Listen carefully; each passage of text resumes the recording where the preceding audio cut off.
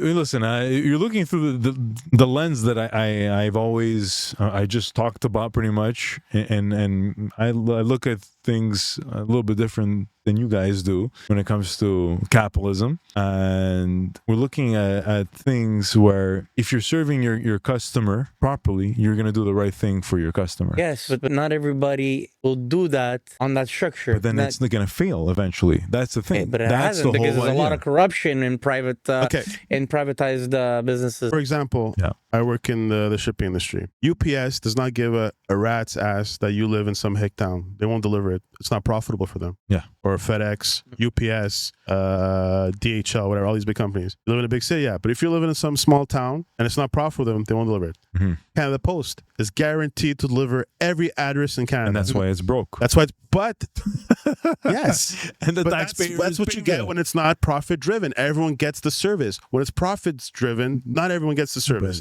That's my point. The whole point is that company should be broke, and the taxpayer is on the hook for that. So we're paying more money. Somewhere along the line, the actual taxpayer is paying more for nothing. Why? Because some other guy is living, 100 kilometers away because he chooses to. Well, that's his freaking problem. He should go and figure out a way to, okay, this is my drop-off point. Sorry, buddy. I have to go pay that extra $1,000 a year on taxes for you. So mail is not a God-given right? Not a God-given right. But, yeah, right. But it is. It's considered this is the problem, a right in your country. Every mail, every national mail, every country has a national mail, and it's considered. Yeah. Why do you think it's like a felony thing, though, steal someone's mail? It's a freaking felony. Socialist thing. Socialist. Yeah, it's a socialist program. CBC is a but you make it seem like a socialist thing is It's a bad thing. It's not. And you guys make it seem as having profit as a bad thing. No, but no, honestly, you guys think that when it's about only profit, it's a bad thing. You just don't get it. Like it's not just the only thing. The whole system, the whole brain mentality behind the profit-driven company is been demonized, and fortunately, it's not the right. But it has been demonized. It's not because the system of capitalism. It's because the greed of the people that run these businesses in a capitalistic way. That's what demonized. It's the greed of these people. It's when you're not caring. You're caring more about the shareholders than the actual customers. That's the problem. That's what the problem. That's the only problem with a capitalistic world. That socialism. Well, not socialism, but a democratic socialist like Canada, like a lot of European countries, a lot of successful European countries that are considered the top 10 to live in or around the world. They're all European, Canada. If the United States was so great, why is the United States not number one to be the best place to live in the world? Because it's not the best place in the world. You think they say it's the most? They act like it's the most free. It's the least free out of all the G20. It's the least free country. I've seen so many amazing doctors. They come to Canada, they get educated, and then what do? They go why? To because United of money. States. Because of the big money. Of course.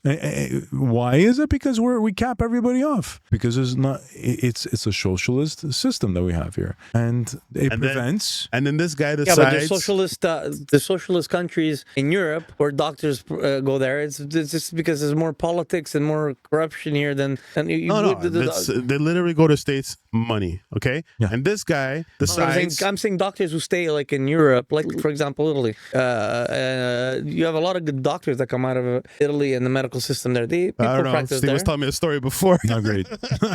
Not great. So great.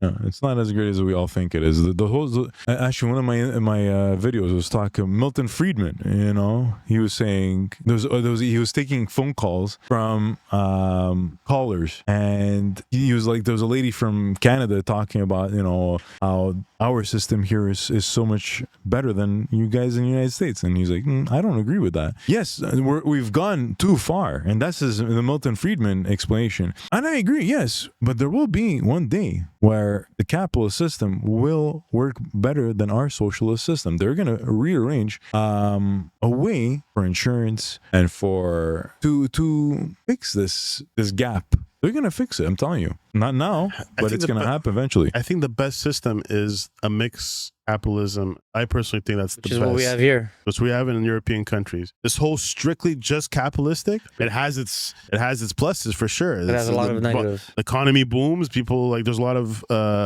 opportunity to make wealth and money, 100%. But there's a lot of holes, man. There's a lot of holes that I think the best of both worlds makes sense because look at us in Canada, for example. People who can't afford private, let's say, look at healthcare.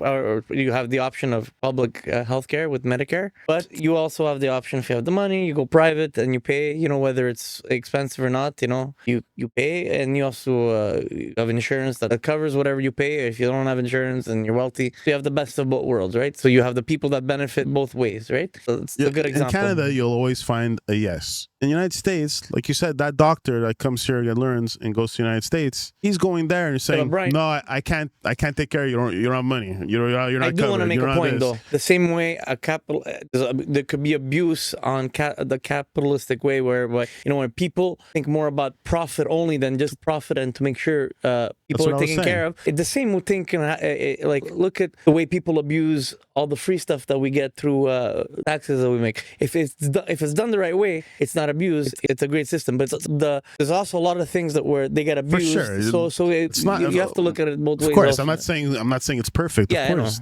there is. Every system has some bad and some flaws, good. yeah. But I think the fusion of them both, I think it's the best one that I've seen working, right? Yeah. Communism obviously doesn't work. Socialism doesn't obviously work. Capitalism on paper, and if you look at movies and music videos, United States, capitalism is... Let me ask you a question. It works. Do you think Canada is the best place to live in regards to... I know a lot of people, I feel it is. I haven't been much around the world, but I know Portugal, Spain, and Italy, they're beautiful countries now, but it's hard to make it. It's hard to live there. It's like you're struggling there, man. Unless you're unless you own a big company or something. That's why they have one of the biggest unemployed youth. Not all of Europe. I said Spain, Portugal, and Italy, but somewhere like Germany, the Scandinavian countries, Norway, Sweden, they seem to really lean into the socialist heavily, right? Yes, and they're successful. Yes, they're small countries, Denmark and stuff like that. They're small countries, so I guess maybe it's easier to manage when you're a small population, tiny country. It's not the same thing as the United States it's a little bit of a difference, but for sure it's hard to manage when you have 350 million people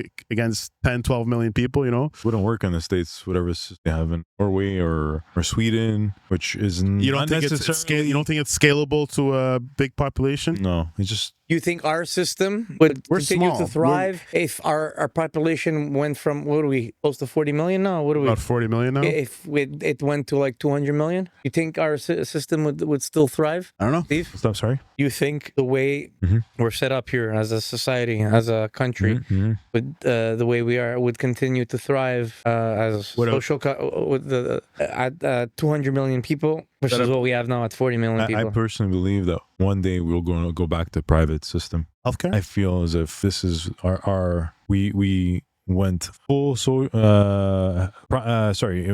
pure social services for healthcare, and I think that eventually it's going to go back to private, because once upon a time we were private here in Canada, and I don't think it's sustainable for a growing economy or a growing population. It's weakening as we speak. Not enough doctors. People are leaving, and that is true.